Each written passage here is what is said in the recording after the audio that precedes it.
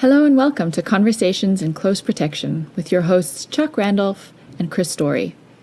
Our goal is to engage the greater protection community, inspire innovative thought, and as always, continue the conversation around all things close protection. Let's see what the guys are talking about this time.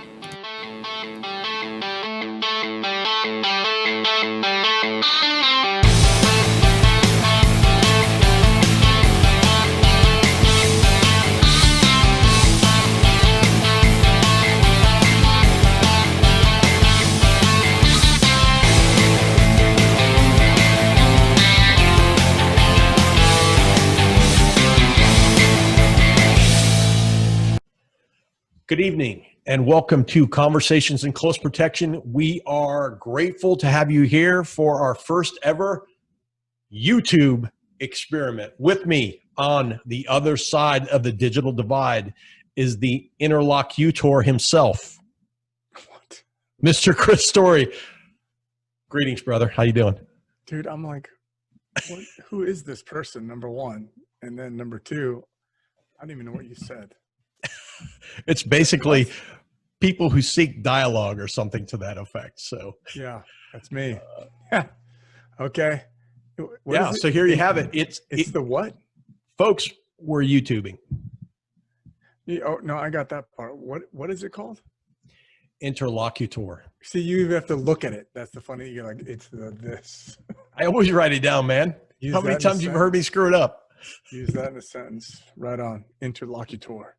Brother, I need to be where you are. It sounds pretty badass, man. It sounds pretty badass. It does. It sounds like what is it? Decepticons or something?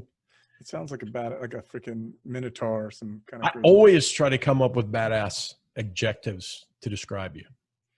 Well, that is actually not true. You just put no, a that is crazy dictionary.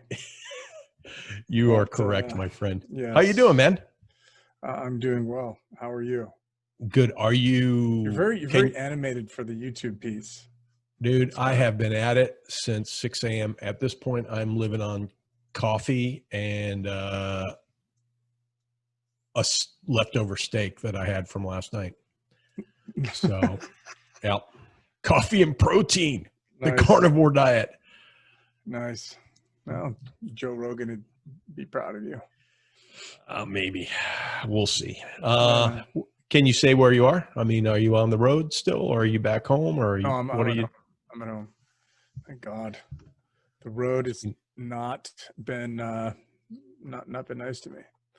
You know, it's interesting. I was listening to getting caught up with your recording with Mac, and you had mentioned Tony O'Brien's discussion about burnout, right? And or just overworking yourself or whatever, and wearing like a badge of honor. And for the first time I experienced it. I was home. I mean, I was gone all the days kind of roll together, but it's a difference between when you're working and then you have responsibilities, right? I mean, you're in charge or whatever. Mm-hmm. And usually I have a list of things that I'm going to knock out when I get home. I'm like, yep, I'm going to do this. I'm going to do this. Then just go. There's no rest, and I was just walking down the stairs and I was like, yeah, and nope, not doing any of that. I didn't do anything. And I was like, wow, I'm really burnt out. Not good times. I mean, first time that's ever happened really, but it's not awesome. You gotta pay attention to what's going on. Well, I mean, so I'm in burnout recovery. That's what I'm doing. Well, let's face it. I mean, and we've talked about this in terms of resiliency, multiple things. I mean, last week you and I were trying to catch up, and I went off the grid for 2 days. I mean, I went over to the high desert side of the state, hung out in the mountains, hiked around, and it's just so needed. I mean, the data overload that we're having, coupled with Zoom meetings, coupled with just trying to get your day job done, and now every single interaction has to be video calls as opposed to just standard calls. I mean, it's just hard. At what time does the brain start shutting down and going, hey, I'm just trying to encapsulate all this? I mean, It's no joke, brother. It is not. And at times you just kind of, you're getting less and less hours of sleep to be able to continue on with whatever you got going on. It's not awesome. Well, and we know, I mean, not to go off on a rabbit rabbit hole here, but we know, physiologically, if you're on the computer all day and all night, you're on Zoom meetings and all that, white light, as they call it, it's just like smacking you in the face. I mean, then it's time to like, okay, now I've got to slow down, get ready for bed, and go to sleep and rinse and repeat. How long does it take your body to come down from just all that, electronic emissions that you're absorbing all day? And that's not opinion, Right. that's more science that's coming on. Yeah. But still, I mean, not but still with the science piece, but science, whether some people believe it or not, kind of is a thing. I mean, it's still practicing and still learning, but it's kind of got to be, what is it? It's peer reviewed. Yeah. So you kind of have to get a little consensus, even though you might be just, it's kind of a thing. I don't. But Chris, that's why we have our blue light blocking I'm glasses. I'm not even looking at you. I have my reading glasses. I can do that. Yeah, I've got those too. I mean, come on, that's where we are right now after reading massive years of trying to read the advanced report that's jammed in your pocket. It's interesting though. I mean, you're slightly more traveled than I am right now, and I think we've been talking offline, and we've talked a couple of times here. We're seeing not returns to normal, but we're definitely seeing more people traveling than we were saying like April or May. Yes. And what are you finding at the airport, in terms of, I think it's interesting, you see places like Hawaii, and now they're saying, hey, you can turn in your COVID report early and come to Hawaii, go get your test and come in. I've been talking to other agents on the phone, Chris, and they're saying like, hey, what's happening now is if you're going to go on the road, or you're going to do something, you got to go and get a test and prove that before you get on the road or before you can show up at work. I mean, what are you seeing? Do you validate that, or what are you seeing from your end in terms of you getting out there and doing some work? Well, I think there's a couple of things that are happening. And number one is that the airlines are kind of letting it ride, right? Some of them are really good about like, hey, we gave you a new ticket based on social distancing, and we're just trying to make sure everybody's got enough space. Others are, on the Leroy Jenkins end, they're saying, hey, do it live. Roy Jenkins. Yeah, it's this is a volunteer thing. Nobody's forcing you to travel, so you can kind of get what you get. The airports are very empty, which is pleasantly awesome.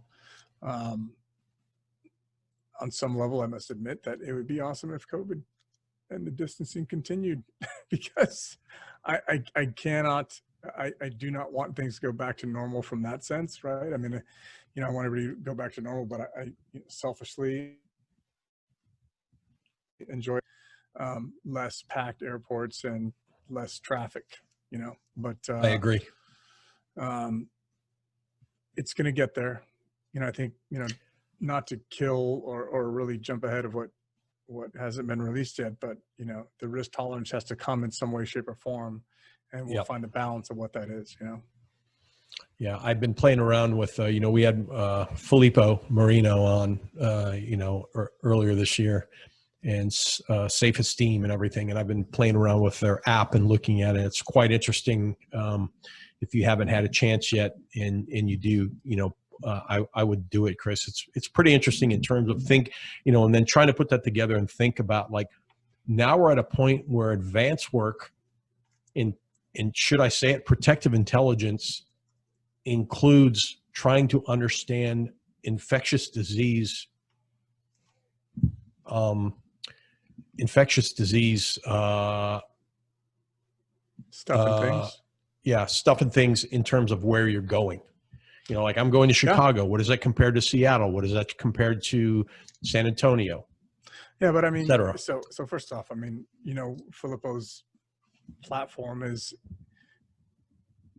likely going to shift the way everybody looks at how to do advances and what they entail, because you're able to determine what true risks you and your principal face, based on, where you're going, at least from a city standpoint, right? You've got to do some of the math yourself, but it helps, really drive what your risk prevention should look like.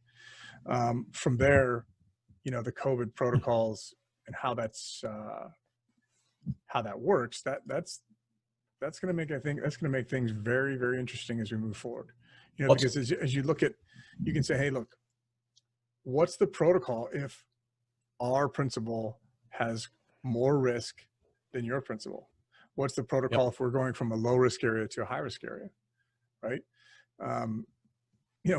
Folks have thought about that, when they're going to see family members or whatever the case is, and do we maintain social distancing, or what does it look like, et cetera. But I think those are things that protectors are going to have to face, is what does that look like? If I do private travel and I'm secure, and I can make sure that the pilots have been tested and the crew has been tested, I'm secure to the point of the meeting, what protocols am I going to require you to put in place for those meetings to be held, and vice versa?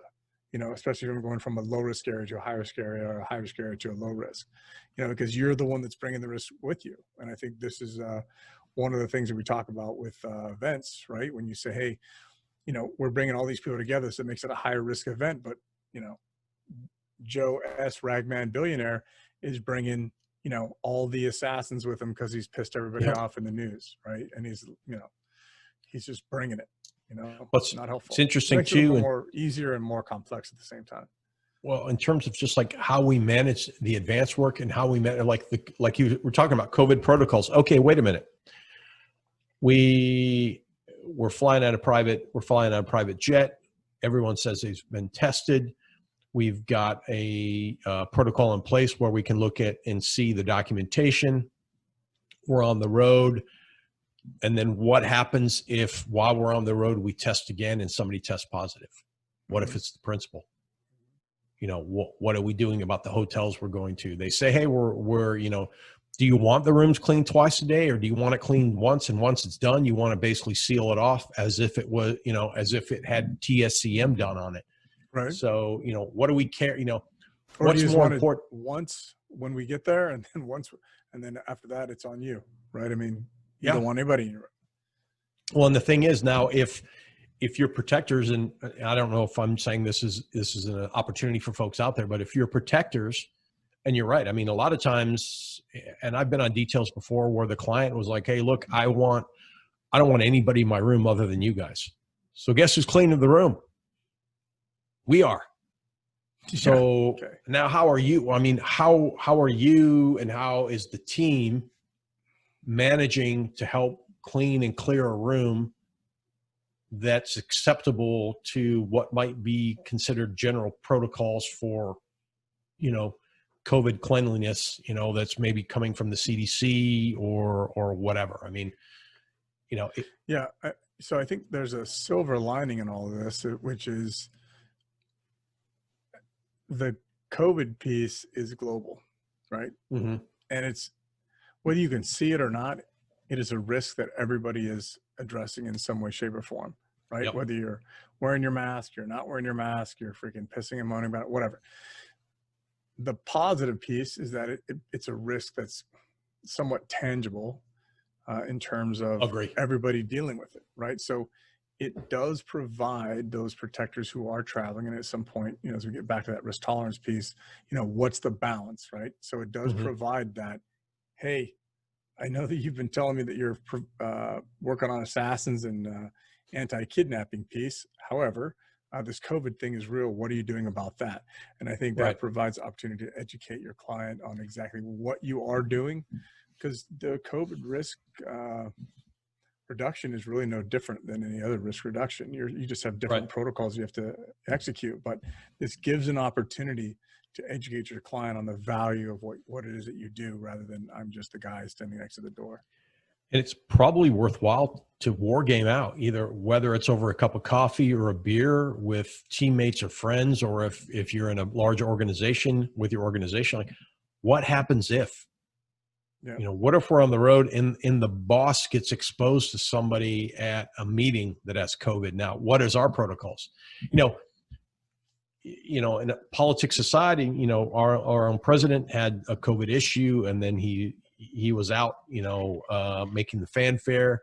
Secret Service is there. I mean, and again, it's not a political statement, but it's an understanding for protectors.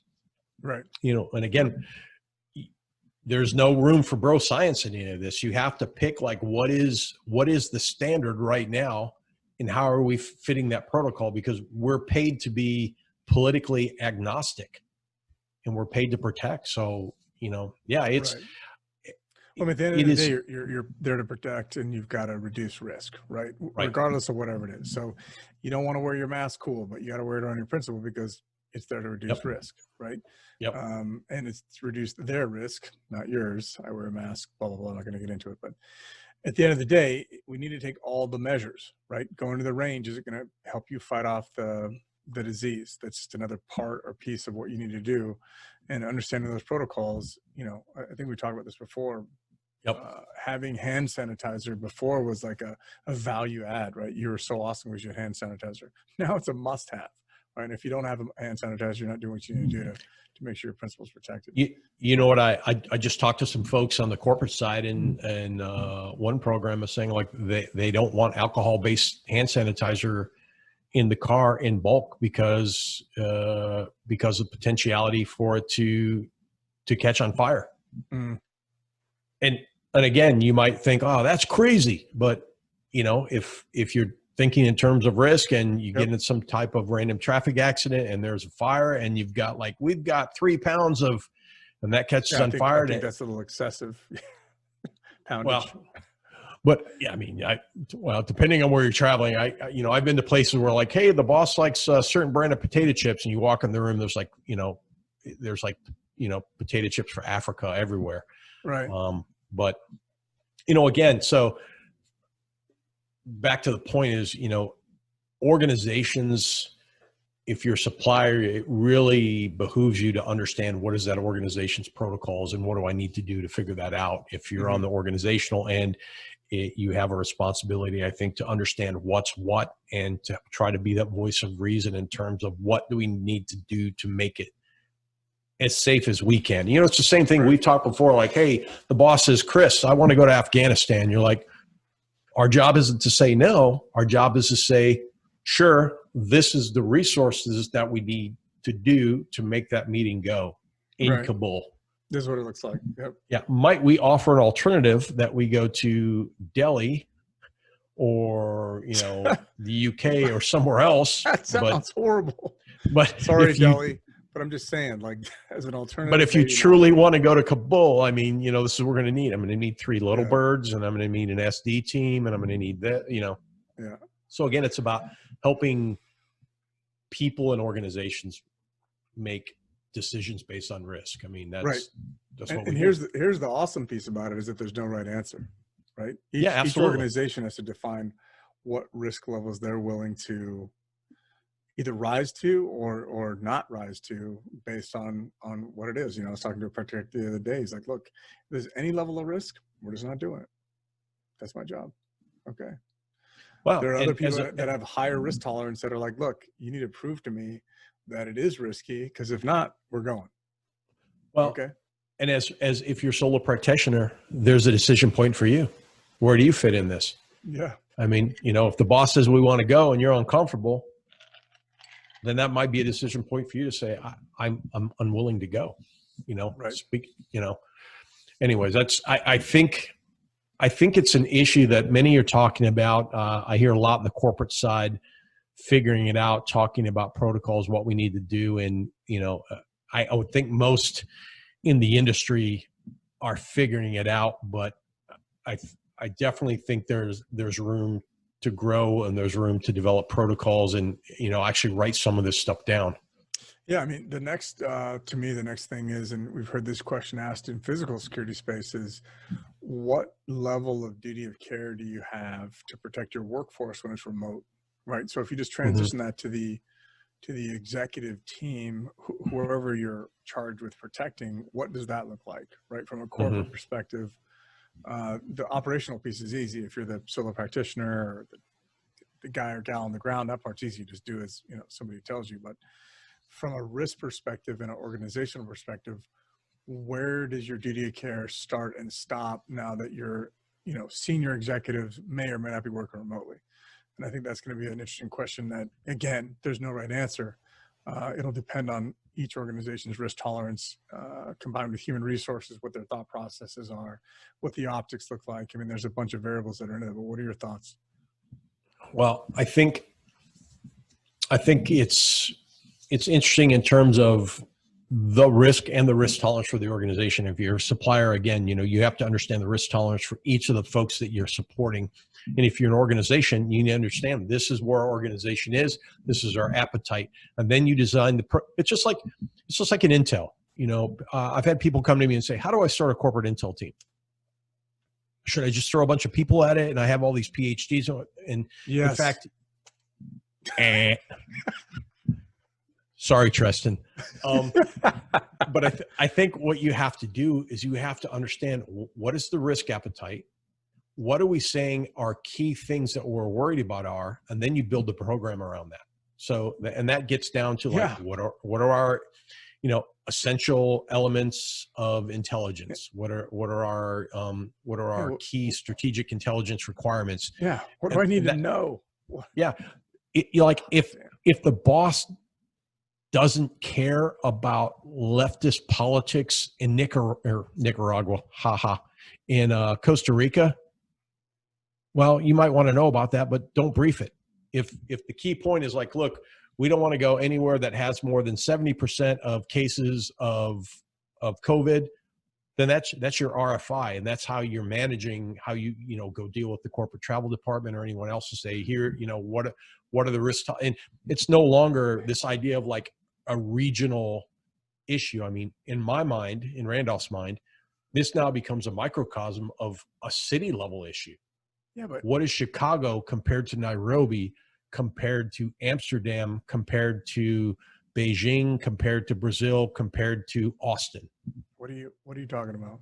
You just lost me. Because I was thinking, like, cool intel program. What can hurt me? What can help me? Right. That's really what it comes down to. What can hurt me? What can help me? As an organizational level, right? And most people will deem, for the longest time, we've had people that deem like, I want to know what, like, we think in terms of geopolitical risk or cyber risk or something to a region. And I'm saying with COVID, it's no longer this, it's this. Okay. So you're talking about COVID. Okay. Yeah. What's the risk to me in COVID in Chicago as opposed to Nairobi? And a lot of people might say, oh, it's worse in Nairobi. Do you know that? Based on the maps I've seen, it's actually not worse. Yeah. I mean, we don't know. Yeah. I mean, it changes daily, which is why I think the safe esteem thing is so interesting. Yeah. So you're saying that these folks that are coming up with these intel programs, they're COVID based? I mean, that's the sole purpose, is that they want to understand about COVID? No. I'm just saying, recently I had a conversation with some folks about how do I, in COVID, they were asked, how do I start a geopolitical risk? Got it. Or how do I start a risk intelligence team? And I think it was brought on because of COVID. Got it. And I was like, well, wait a minute, COVID might be one thing that the organization is worried about, but let's go out and find out what their 10K is if they're publicly traded. And if they're not publicly traded, let's look at other documents and try to understand what the risk appetite is, because you got to start somewhere to build the scaffolding by which you put the program in place. Otherwise, it just kind of grows out, and then before you know it, you got a bunch of people. I mean, this is free and expensive advice, right? Look at the freaking 10K. Understand what your organization sees as risks. Understand what your organization sees as its mission and its vision, and freaking align your program right behind those. Like, Chris, get more people, and then we'll tell you what you need to know. Because I spent 25 years at some organization, and I know risk. Okay. So, hey, dude, what are you reading? What are you reading? Honestly, I'm more of a listener, so I can multitask, but I'm reading. I count audio and reading. I count them as the same, man. I do. By the way, I do as well. Do you love the Whisper Sync? Have you tried that on? Yeah, so I do. Here's when I love it. When I go, oh, I need to read that book, and they go, oh, you already bought the book. You can buy the audio for $7 more. I'm like, oh, okay, yes. I win. Yeah. So when we read so Baz said, hey, I read Shantaram. It changed my life, Yep. And I'm like, okay, cool. I got the book. I'm like 3-4 days into it, like total listening time. And I looked down the other day and it's like, you have 39 hours left. I'm like, what is this? You have 39 hours remaining. Yeah, it's brutal, but not brutal. It's actually a really good book, and it's written by an Aussie, and it's, I'm in the gym or walking down the hallway or something, laughing out loud because it's freaking awesome. It's a great book, and it's a great book just on human nature and accepting culture and accepting who you are and just, understanding human nature and people, right? And I think the guy does a really good job at describing all the characters. So yeah, I don't know, it's a great book. I like it. And it's really not something I would really ever, I think, choose on my own, Yeah, but the excerpts were the things that really made me focus on them. I'm like, wow, this has got to be a great book. Well, thinking though about like the interview with Baz that I thought was a great interview. I mean, how do you look at it with that like framework over, like, I'm listening to this because of the interview that was done with him, as opposed to like, I just pick this book up? I mean, I think I look at it because here's a guy that I respect and has had a freaking fantastic life of adventure and challenge and roller coaster. And he said that this book changed his life. So how can you not want to take a look at it? I mean, even if it was something I would not have picked up on my own, I'm enjoying it. I'm enjoying the journey. I mean, and that's really what reading is about, is learning. And like we talked about before, I look at books as like really long movies. Didn't know it's going to be a freaking 65-hour movie, but we'll call it a mini series. We'll go from there. It's good. How about you? Well, I'm listening to a couple books on tape. Books on tape. Books on tape, dude. Yeah, I just said that. How old are you? Yeah, I know. My birthday's next week, so please donate all your money to Wounded Warrior. So the Audible book one of the 3 Audible books I'm listening to is I listened to David Goggins. He's been on, I heard him on, I think, Rogan, and I was interested. Intense, dude. Yeah, very intense. I was interested in it, in his background and in kind of how he approached things. And the Audible book, I chose over the book because it's almost like an Audible as well as a podcast, because he and the guy that reads it, the guy will read it and then they'll stop and then they'll have this like conversation about a certain bit that certainly is not in the book. I've not read the book, but I'm assuming. Cool. Those are pretty cool when you do that. And so you hear him and this guy and they're just talking, and you catch more from like the influxes of his voice and what he's saying. And, I'm developing a pattern about him and where he is, but it's a very interesting book. And I think it really speaks a lot to the power of your mind. And just like when you get to a point, say, I'm going to do something and let's get it done. And then he's an interesting dude. I mean, he's just an interesting character, Well, I mean, he was, kind of says he's like, he came up from a hard life. At one point was kind of overweight, was in the Air Force, wanted to be overweight. Well, I was trying to be nice. No, he says it himself. I mean, that dude freaking dropped a shit ton of weight to be a SEAL, freaking. But he was in the Air Force. He was trying to get in the PJ program. Yeah. And then, left, went to he was a JTAC or something at the time, right? Or CCT or something. Yeah, and then he went to, then he got out and then he went back. He became a SEAL. He hated the water, but overcame that.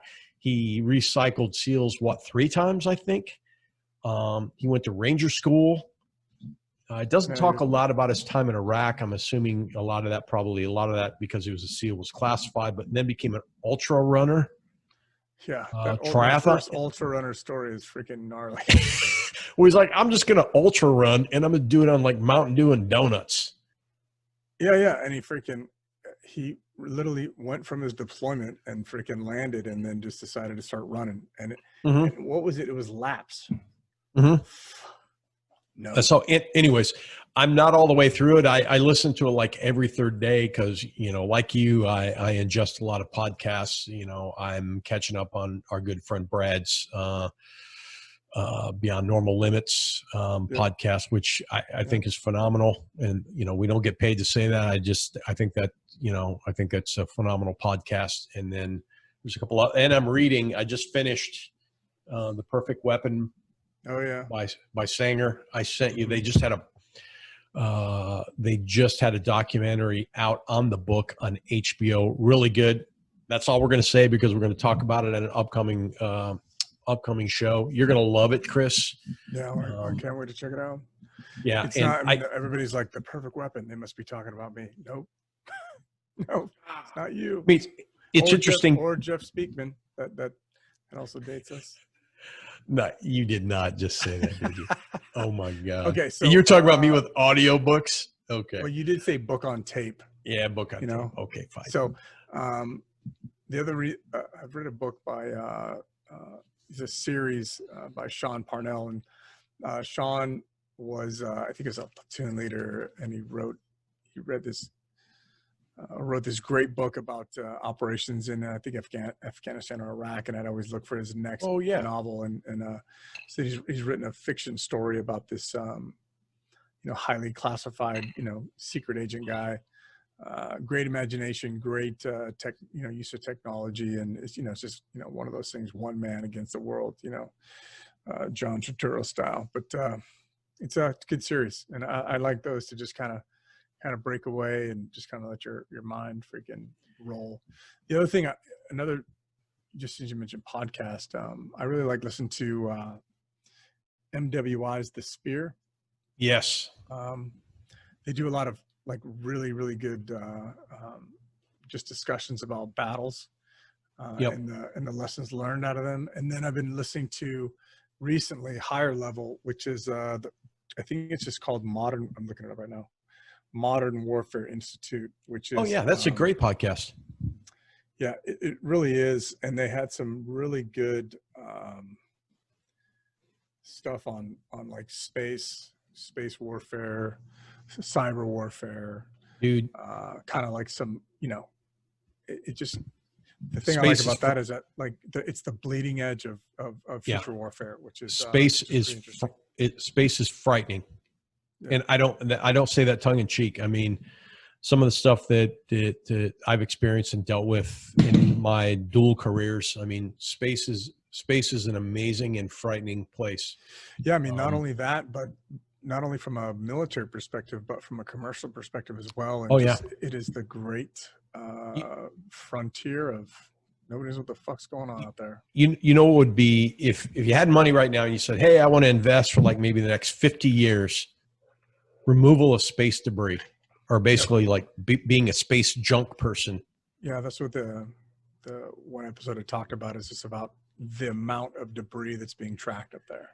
It is. If you think about the various orbit, you have high orbit and medium and then low orbit and all that, and all this stuff in terms of how it's parked in space and how. I'm talking like space distance is different than Earth distance. For us up down here, I'm like, wow, that's huge. But in space distance, it's really not that far apart. And just how precarious things are parked in orbit. And I'll just leave it at that. And then some of the stuff we've seen, that adversaries may or may not have done in terms of their own satellite programs. I mean, I don't want to. I mean, if disinformation, if you think we have cyber that happened in 2007 and, it started with Stuxnets, and that's when we really kind of openly saw offensive cyber operations go on. And to be honest, like in 2007, cyber wasn't even listed in the national security, we put out the regular national security threat intel reports, wasn't listed. Flash forward, it's listed everywhere. And think about just from 2007 to now, all the stuff we've experienced. Yeah. And now let's say disinformation campaigns are the new cyber, if you will. Mm-hmm. That's what we're concerned about. It's just another layer on top of that, right? And yeah. when you look at the freaking space domain, that's the next thing, man. It is literally what was it? You know, Captain's Log, freaking uncharted territories, all that shit. Like it's the truth, right? It's crazy. And when you go, oh, we're having a space force, fucking dumb. But then you realize, like, that's the next race, right? I mean, it is. How do you manage that domain and protect the nation, population, whatever it is, from threats, not from outer space for those weirdos, but from, you know, other nation states and non-nation states that can leverage space from a offensive standpoint. I mean, we were just talking about, and I can't remember the name of it, you know, something scooping up dust from a passing asteroid or from an asteroid. And we're talking about, you know, you have SpaceX, you have, Blue Origins, you know, you have Branson's space tourism thing that they're, whatever. Yeah. I mean, it is the next thing. And I've often said, you know, in terms of podcasts, I've told people before, like, if you could listen to 2 podcasts every week, you know, I'd listen to the Cyberwire Daily, which is like a 15-minute, here's what's going on in the cyber world, and they explain it like you're 5. And then the World Next Week from CFR that explains, like, here's the next big geopolitical things that are going on. And I would add the podcast you were just talking about to that. That's a good call, Chris, and a good listen. Yeah, I would also say Stephanie Drysdale's cyber podcast is really good to listen to as well. Yep. Really, because she's like the news, you know, she'll just read the headlines and give a quick blurb and then move on. Right. I mean, it's just a great platform to understand what threats are out there and what other new information is out there. And she's pretty easy to find on LinkedIn, but there's plenty of great opportunities. And I think it's interesting, like we talked about the spear and then modern warfare, you know, they're both pushed out by West Point, but one's at clearly the tactical level and the other one's at the other level. So it's at the other level, strategic level. Yeah. You know, and almost beyond strategic. Pretty cool. I also like, I don't listen to it all the time, but I like Lawfare. I don't know if you ever listen to that, but sometimes I'll look at what they're talking about, and they talk about things like cyber or geopolitical issues, and they'll talk about it. And it's not overly like, oh, it's a podcast about law, but it talks about, you know, the issue from a legal standpoint, which oftentimes, you know, that becomes the way by which things are taken down and things happen. So it's always and again, I don't listen to it all the time, but I always kind of look and see, like, what's the latest podcast, and I'll listen because they also have some pretty good folks that come on. Yeah.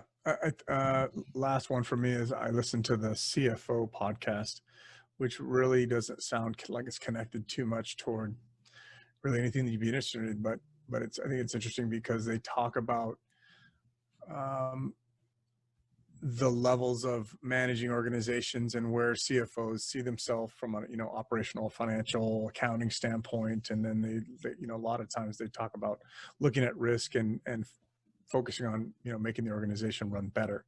And a lot of times, you know, the CFO is the dreaded person with the knife that attacks your budget. But again, that's up to us to understand what that looks like, and then how to relay that, you know, the value that we create, you know, in the cost centers that we run or that we're in. But you're dead on. It's a very good, just gives you a very good look at anyone and everything that runs from anywhere from a small business to a large business, and it walks you through these folks' careers. And if you're the one, let's face it, if you're whether you're a supplier or whether you're in a corporate environment, I mean, at some point, finance touches you. A lot of places fall into finance. So the more you can understand that finance and governance and all that piece, I mean, the better off you are.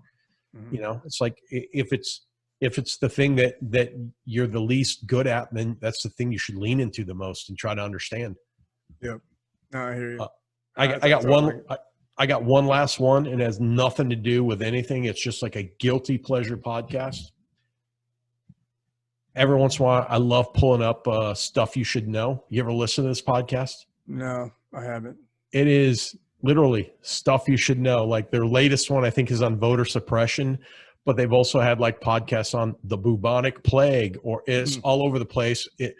The two guys that do it are they're good, they're funny, and they're researched, and they just present something usually like 30, 40 minutes. And Nice. you know, it's anything from history to something that's timely. So that it's kind of a guilty pleasure, but yeah, I mean, I listen to Rogan a lot, just like you do too. I mean, oh yeah, there's that. And there, you know, the cool thing is people, man. I mean, people are freaking cool. I listen to Bill Burr's podcast every once in a while too. Yeah. He's a freaking funny dude, man. And he does not care. And he likes flying helicopters. That's kind of cool. I think the cool thing is like to be more interested than you are interesting. And you know what I mean by that is like be interested in things and people. Yeah. You know, we have the kindness games going on LinkedIn, which I know you're a part of, and you know our good friend Lee is pushing. And I think a lot of kindness and all that too is also like being genuinely interested in somebody and actively listening and saying, what are they about, what are they doing? And I think that's something you and I both share. We have a zeal for being interested in things. Yeah, a zeal, because I'm a what is it again? Interlocutor. Yes, I am. You are indeed. All right, so let's have a interlock about the freaking elections and security surrounding those. As we close out the dumpster fire of 2020 and get ready to pour gas on it with an election and the inauguration of whoever wins. Look, thoughts, Chuck? I think whatever's going to happen, regardless of your political viewpoint, it's going to be tumultuous. I agree. There's going to be potential riots. I mean, if we look at it from, say, a cyber point of view, yes, you can read the news and say, look, we have issues potentially with Russia, with China, with Iran, with DPRK. Most people are probably thinking about Russia in terms of Russian philosophy is like, let's just disrupt things. Chinese philosophy is like, let's work within the system and deal with IP. And then, you have Iran that says, hey, look, you maybe were involved in Stuxnet. Now we're going to come back on you. The biggest issue right now with the elections is probably just understanding the disinformation that is happening. And, if you have a client, say your client is big business, big finance or something, understanding how they fit into the election, if at all. Mm-hmm. Understanding, like, are they open about their political viewpoints? Are they not? If you see a lot of social media hits maybe against your client, try to understand, is this a troll farm, or is this a bunch of folks in a room that's getting paid, to try to defame, or are they real issues? I mean, disinformation is probably the biggest element. We mentioned it earlier. I mean, disinformation is probably the biggest element we're facing right now in the election process, in my opinion. And so that's the disruption one over the world level. But what about the again, that's super high level. What about that's all the monkey dance focus, right? Mm-hmm. Freaking somebody that's hitting the microwave button on the hitting popcorn, making sure it's and then freaking just pressing send. I want some popcorn right now. I'm hungry. Getting people to do cheetah flips, right? But But at the action end, people are going to focus on a couple things. I need to be secure so I can provide security for other people. That's number one. Right? You and your family need to be secure. You need to understand what that looks like. Number two, and this is not political. Like, I think we both agree that regardless of who wins, it's going to be a further shit show than 2020 has already been. And oh, by the way, just because the calendar changes from 2020 to 2021, none of the shit's going away. It's only going to get worse. Hey man, Wednesdays is the new Thursdays. Thursdays is the new Thursdays, and Friday is just really half Thursday. Yeah. I mean, like, oh God, I can't wait for this year to be over, because as soon as the calendar changes, it'll all go back to normal. Nope. So again, you got to make sure you're secure so you can provide security for other people, because Yeah. it's hard for you to be focused if you haven't closed the door, shut the gates, made sure everybody's squared away. And oh, by the way, there's only, what is it? We're not counting the days to Christmas yet. We're counting the days to election. So it's like less than 2 weeks, right? Yeah. I mean, you're right. I mean, first things first is, I mean, people vote. If you're a U.S. citizen and you have the ability to vote, regardless of who you vote for, extend your ability to do it and do it. But but you're right, Chris. I mean, you got to make sure like, and understand where the hot spots in your community. Where are the, and again, going back to your client is, what does your client do? Is your client someone who likes to participate in political rallies? Where do you fall into that? How are you portraying yourself? Especially if you're somebody that's protecting others. Yeah. What does your client represent, or who associates your client with God knows what, right? I mean, some guy said, if if Trump wins the election, he's going to kill Jeff Bezos. Like, how do you make the correlation? I don't know, but okay. I'm sure he had a great reason. But people do, because, because of the issues, whether it's a mental issue or something in their life that's caused them to see that. I mean, let's jump into the Michigan governor. I mean, obviously that's a political figure. You're talking about militias. Militias in Michigan have been an issue for many years, and whether they're, maybe an issue might be a bit strong, right? But I mean, they've been on the radar for a while. Right? I think this is the first time in a long time that there's been a conspiratorial and plan for the level of I'll say violence, or a level of operation they're going to conduct. And we're not talking against anyone that that belongs to a militia that maybe is in good light or good standing or whatever. I mean, America is what America is, but there are elements in any groups that are extreme, whether it's extreme left or extreme right. And if you look at the Michigan governor and you look at others, and this thing that says, hey, we're going to kidnap the Michigan governor, it's come to light that some of that was unearthed by undercover agents, but still, I mean, dipshittery.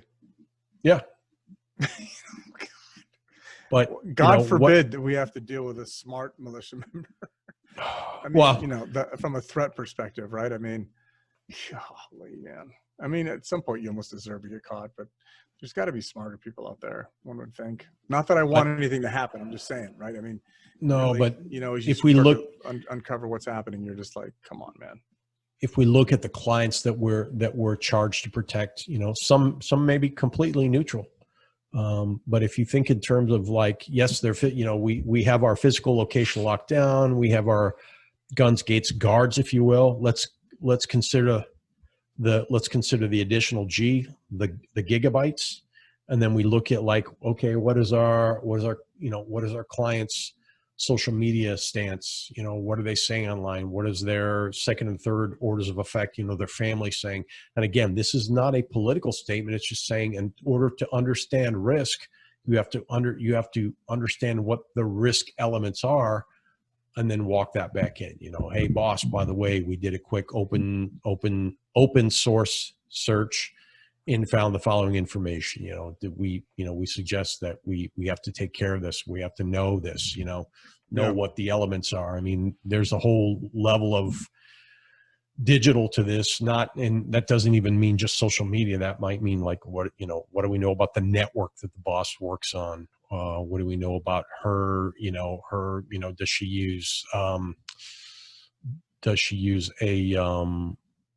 some type of VPN? What are they? There's all these technical things too. It's really kind of like, you go back to the Charles Patterson interview and thinking about the digital stuff in terms of TSCM.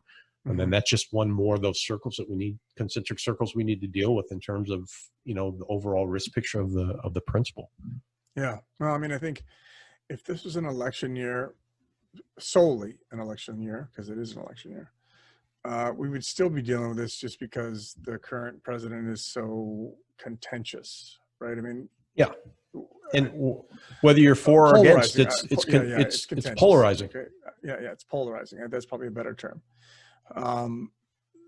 The next piece is, because of the COVID piece, it just gives it another platform, gives another, and everybody's looking for, stress relief, and, domestic violence is up because everybody's trapped in their homes with, with people that they love or they live with. But usually they get that 8 hours to 12 hours a day of a break from them, or whatever the case is. And outlets are few and far between, whatever that happens is. So there's a lot of stressors, right? Well, it's like a good friend of both your and mine on the board would say, COVID crazy, man. Yep. It just adds a layer. Good. So the craziness piece is just adding a layer to all of the crap that's come down the pike. And so, again, we'll just lay it out there again. The government said UFOs exist. So. And nobody cared. A year ago, we're like, we're going to go storm Area 51. We're freaking doing it. Now it's now it's all whatever. Yeah. Okay. And the thing is, at the end of the day, like you said, Chris, regardless of where you sit in the political spectrum, it's a polarizing event. Yeah. And regardless of who wins, it's just going to be gas in the fire, whatever side it is. Yeah. And from my perspective, if the current president wins, the fires will be lit almost immediately. If the opposition wins, and he gets unseated, it'll be a slower burn, but it's still going to be a freaking mess. Yeah. So we need to make sure that we're aware of that, prepared for that, understand what that looks like for each person's principle, what even their remote association looks like, and what their views have been, what the organizational donations have been, anything that can even remotely attach them to being a target. You need to take a look at. Yep. And again, if you're a good close protection agent and you're in the industry, you're agnostic politically. So regardless of where you personally sit, you have a responsibility to your charge to say, okay, well, we need to look at this. Yep. We need to look at what potential ramifications are. And that's just not close protection. That goes with you're an intel person. That goes if you're a regional security manager, whatever it is on the pipe, your job is to be, risk is risk, And if you're not looking at the elections, even time leading up to the elections, polling, pretty much anything and everything between now and the end of the end of January, you're probably behind the power curve at this point. If you just started planning your election security or election risk management strategy now, you're going to have a few late nights, I think. You can't even order a helmet and a mouthpiece because they're all freaking sold out. You can get like a replica airsoft thing. Oh wait, you could DevTech, man. No, they'll sort you out. He probably has some. He probably does. Well, and the other thing too, like for protectors, I mean, as a result of whatever happens in the elections, if we have some tumultuous times and you have some gathering crowds and all that, it will be opportunities for protectors to be involved in doing security for these journalist organizations. We just had this issue with the contractor. What was it in Denver? Denver, yeah. And and I think in understanding, folks, we don't have an inside view on this. We only see the same things that everybody else does, the 3 or 4 articles that are out there. But I mean, I think the caution is whatever you do, ensure that you're licensed to do it. Helpful. Yep.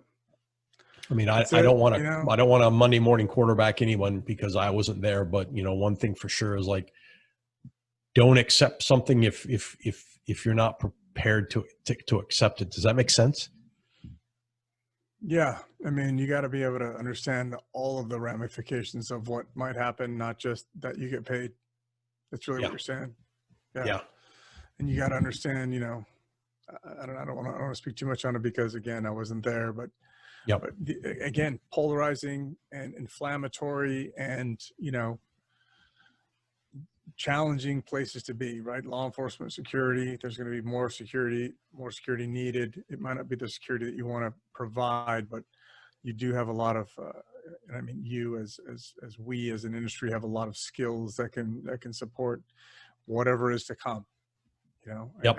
I was at the store today, and just thinking about, you know, what, if anything, if supply chains are disrupted just even slightly, on purpose, and how we've kind of dealt with, you know, whether through Amazon or, you know, name your retailer, what we've dealt with shortages and supply chain interruptions and, you know, toilet paper issues or whatever. But all of those things we found are pretty fragile. And so what happens next, right? Because the one thing that we haven't talked about is COVID 2.0, right? Fall season, you know, everybody and their brother and sister are going back to school at the same time.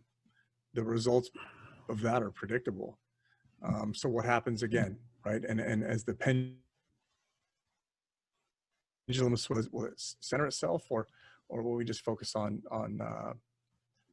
but again, you know, right? There's just a lot in the future that's unknown. And these are things that we know are going to happen. We just don't know what the outcome will be, right? What happens if there's just another stressor that's thrown onto the fire? It'll make things quite sporty.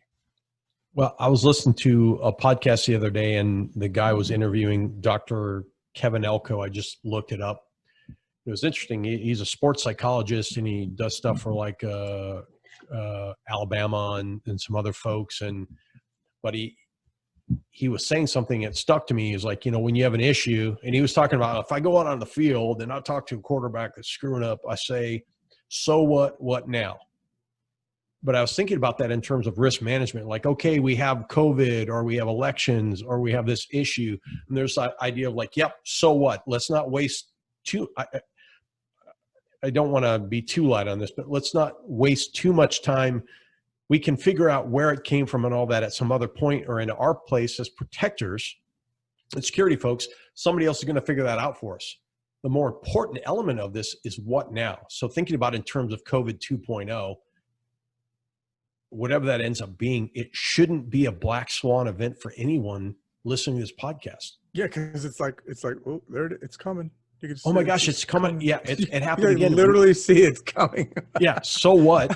Okay, got it. So what? It happened. What now? How do we, you know, going back to what we were talking about originally on the episode, what are we doing now? How are we preparing ourselves now?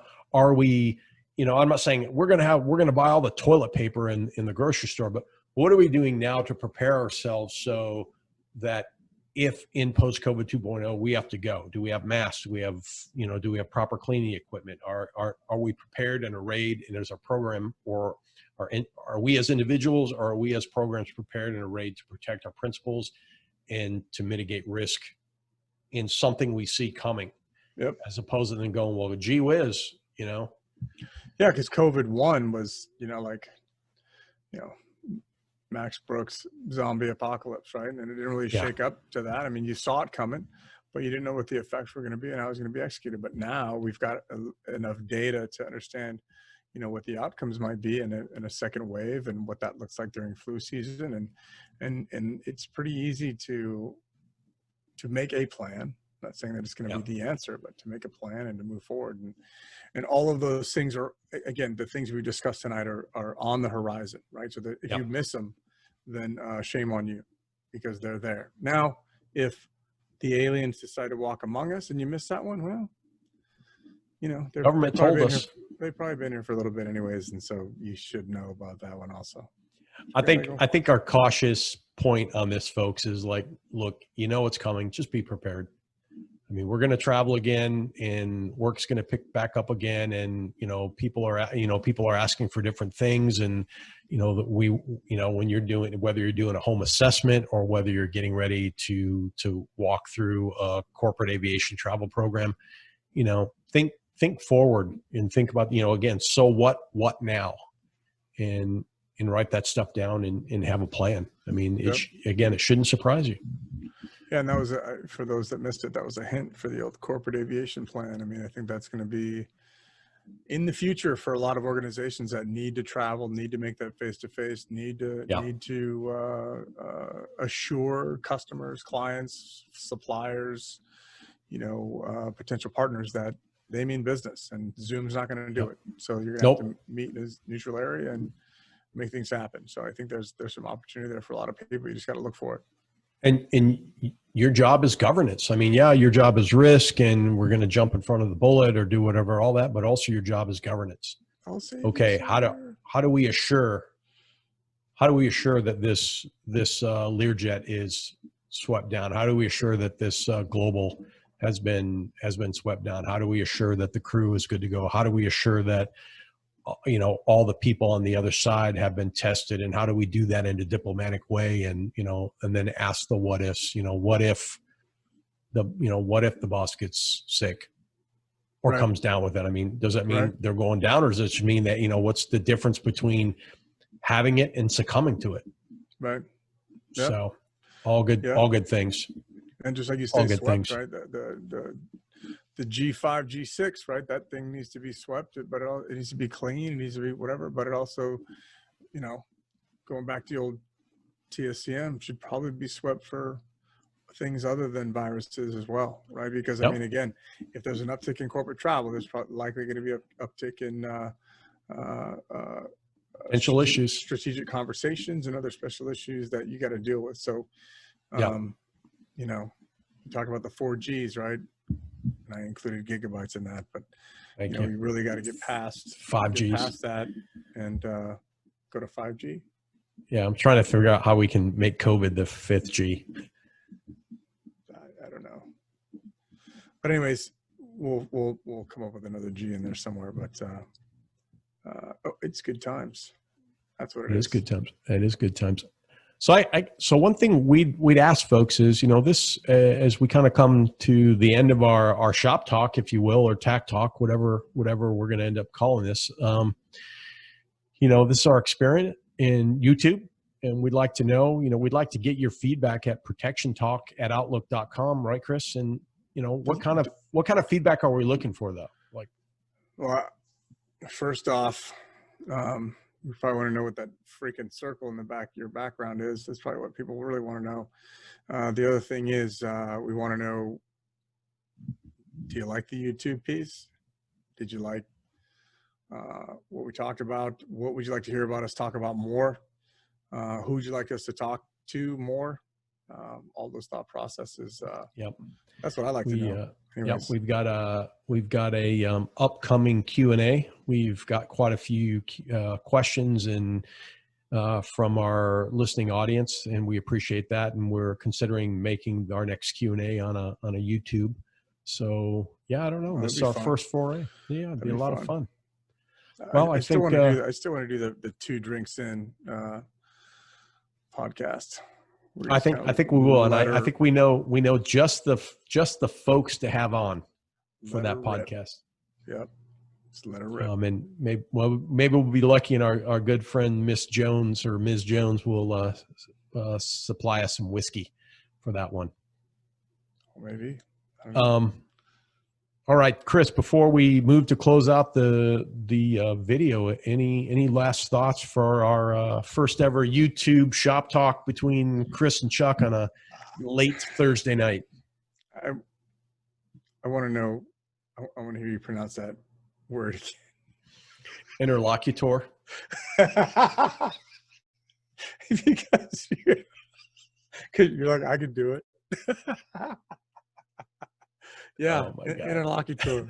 This is how it is, folks. When the recording's off, it's just Chris or Chris busting my chops or me busting his chops, and that's really conversation close protection. Pretty much. All right. This is Chuck Randolph, and across the digital divide has been the man himself, the interlocutor, Mr. Chris Story. Sir, last words before we close. Good times. Awesome. We will see you folks soon. Until then, be good, be kind, be grateful, and keep your head down. And wash your hands. Wear your mask. Wear your freaking mask. You've been listening to an episode of Conversations in Close Protection. Email us at protectiontalk@outlook.com and find us on your preferred podcast platform. Please take a moment and consider rating us to help others find Conversations in Close Protection too. Look for us on LinkedIn, Instagram, Twitter, Facebook, and other social media spots. Conversations in Close Protection is brought to you by your hosts Chuck Randolph and Chris Story. Our engineering editor is the mighty Aaron Peck. Please remember that all opinions expressed do not represent those of any organizations or companies the hosts are affiliated with. This is Rachel saying watch your six and keep your heads down.